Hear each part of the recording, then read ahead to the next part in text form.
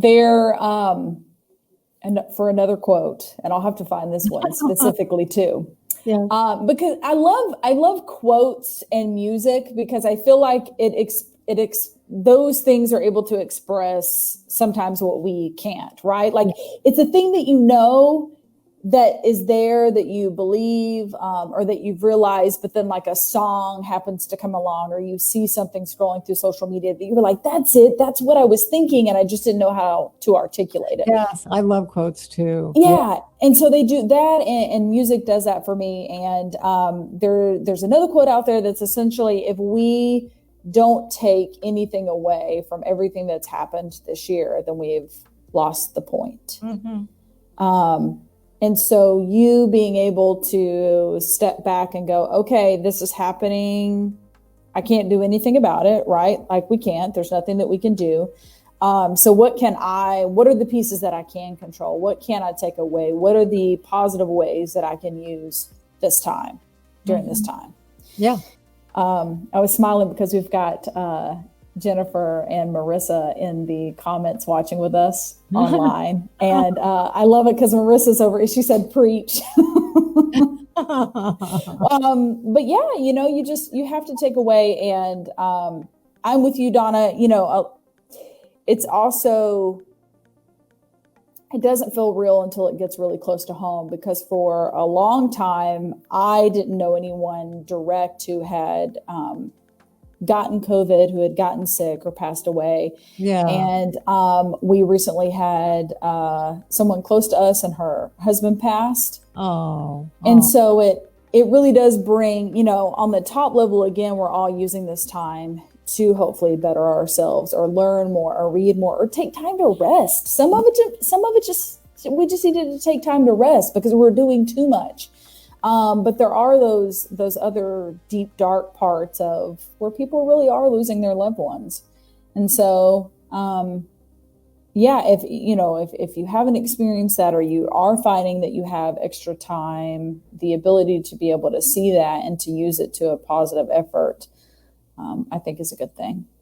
Yeah. And we all have different, what I call gas that we put in our gas tank of life, and that usually shows up in the form of your big why.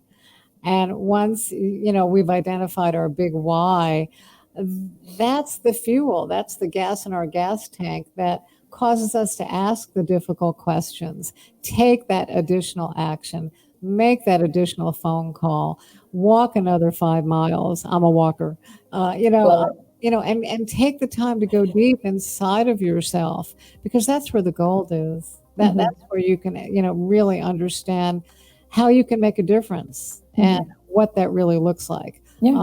I was talking to someone a couple of years ago and I was explaining my approach to the world. And I said, I lead with value, and I've defined my values. And a lot of folks define their target audience, which is important. But before I even define my target audience, I define who I want to work with. It's like when I started my business, I called that legal prostitution, because I would take anyone that would hire me because I had to pay the bills. Right. Yeah. Yeah. I think we've all been there. And then you move past that and beyond that. And now you're in a place, or I'm in a place, we're in a place where we can go, sometimes there are folks that are not a fit, and maybe I'll recommend them to work with someone else, because I think it's really important to really work with the people you want to work with. Don't you? Yes, I agree. And that's something else of this is a renewed sense of passion, right? The ability to take those little moments and enjoy them so much more. Like going to a restaurant. Going to a restaurant now, I savor it all the more because it was taken away from us. Yes. Yes. And it was one of those things that you never thought would be. Who would have said, by the way, you're not going to be able to go to your favorite restaurant for 3 months? We would have never imagined it. Or travel.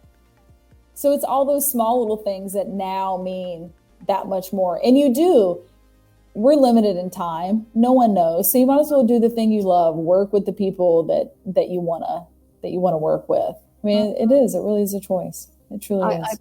I love that. Your lens has shifted. Mm-hmm.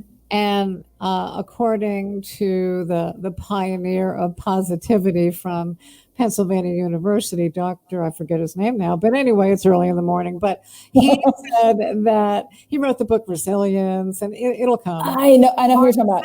Yep. Dr. Martin Seligman. Yay! Yes. Okay. So Dr. Martin Seligman said that of all the superpowers or values that you embrace in your life, gratitude belongs to some of the most successful people on the planet. So that's part of the thing that I do in the morning, to really kind of put myself in a bubble and invite all the people, places, and things that I deeply appreciate, including my new cat.